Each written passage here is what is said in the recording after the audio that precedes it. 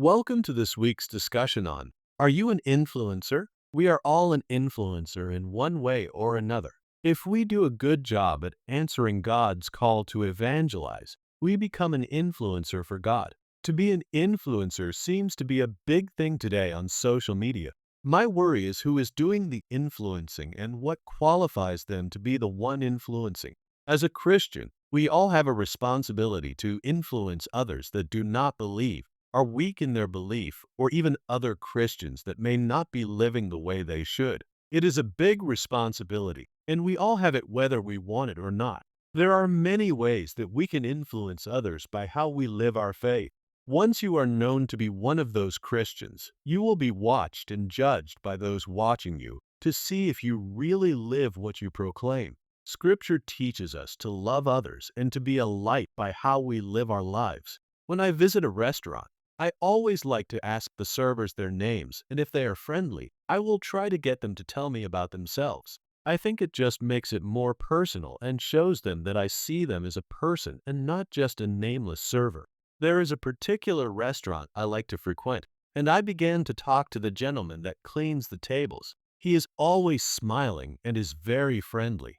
He is a Spanish speaker and does not speak English well enough to become a waiter, but he is very happy with what he is doing. On one of my visits to this restaurant, I asked about Carlos and found out it was his day off.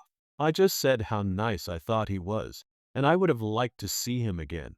The waiter said, "He is the happiest person I have ever met," and I agreed with him. My point here is the influence we can have on someone without ever knowing that we have influenced anyone. Carlos is not a manager or even a waiter in this restaurant, but he is noticed, and he is influencing others. He has even influenced people whose table he has cleaned by his smile, as well as those with a more responsible job than he has. I will bet that he has no idea that he has influenced anyone. Bishop Fulton Sheen once said, "If we revolve about what happens on the outside, then the latter determines our mood and attitudes. But if we make what is external revolve around us, we can determine the amount of their influence." Either what is outside makes our moods, or our moods determine our outlook and what is outside us. How we act in any situation can be either a positive or negative influence on anyone witnessing it. If we do not act as we should at all times, we can easily have a negative influence on others concerning our faith. There are several ways that we can influence people about our faith, but I would like to discuss one particular way that I feel has gotten out of hand in recent years. I especially see many young adults use these words in a way that they seem to think makes them appear more mature. I see this as having a negative influence. Foul language has become very commonplace where words are used that not long ago were taboo. Most parents will not let their younger children speak it or will not use that language around them. Isn't that being a hypocrite? If it is not wrong, why not let the children speak like that as well? I am often called a goody two-shoes by my friends and loved ones. I never use foul language or blaspheme the name of God. I do this for very specific reasons that I would like to share with you. I would also like to begin by separating foul language and blaspheming as two separate issues. Whichever language a person uses to communicate, they already have an adequate resource of vocabulary associated with that language to describe whatever needs to be said.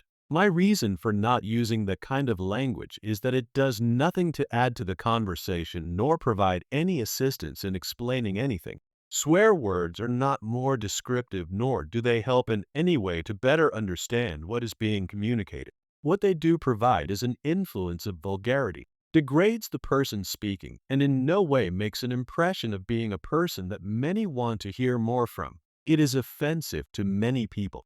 First impressions are difficult to change or forget. You might hear someone say, "Let us start over. We seem to have gotten off on the wrong foot." You can start over again as many times as you would like, but that first impression will always be there. We are Christians, and we should be representative of what a Christian should be as well as what we believe. If you speak in a way that is articulate and polite without using foul language, this will present one impression.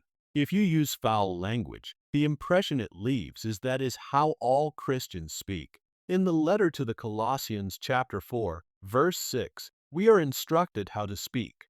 Let your speech always be gracious, seasoned with salt, so that you know how you should respond to each other. Many years ago, I was leading a gospel study group at my house. We all came from various backgrounds. One of the gentlemen in the group worked at building pools, who I will call Jim. The topic of evangelizing came up and how we can set an example for others. Jim said I can't evangelize this group. They are a rough group. I suggested that he did not have to participate in the same language they were using. I also told Jim that he did not have to criticize them about their poor use of language. He should just be a positive example. The following week, he came back and was so excited to report back on what took place at work. The group had not totally cleaned up their act, but they were careful how they spoke around him. The whole atmosphere on the job site had changed. The fact that they were not speaking like that around Jim seems to mean that they realized that what they were doing with the language they used had something wrong with it. At least it was a beginning for them. Whether the use of this language is sinful or not may be debatable, but it certainly does not provide a positive impression. But using the name of God in vain is sinful. Thou shalt not use the name of God in vain. Influencing people you meet by using God's name in vain is also leaving the wrong impression, and it is sinful. I find it difficult to understand why a person that does not believe in God would use the name of what he does not believe exists in a sentence. The big difference is that when you use God's name in vain, you are offending God and sinning against God. What significance is there in saying words that you do not believe mean anything? Perhaps there is a hidden belief somewhere in that person that has been disrupted in some way, and that person is reaching out to God for help. If you are thinking, we all say a bad word here and there. What is the big deal? Here is what the book of James says about the importance of the tongue in chapter 3, verses 4 through 6. It is the same with ships. Even though they are so large and driven by fierce winds, they are steered by a very small rudder wherever the pilot's inclination wishes. In the same way, the tongue is a small member and yet has great pretensions. Consider how a small fire can set a huge forest ablaze. The tongue is also a fire.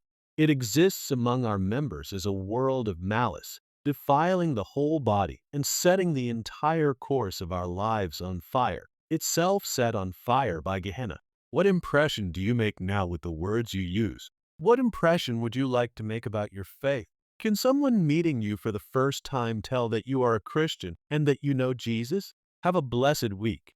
If you would like to receive a notification for these weekly discussions, please subscribe below. You can also feel free to share any comments.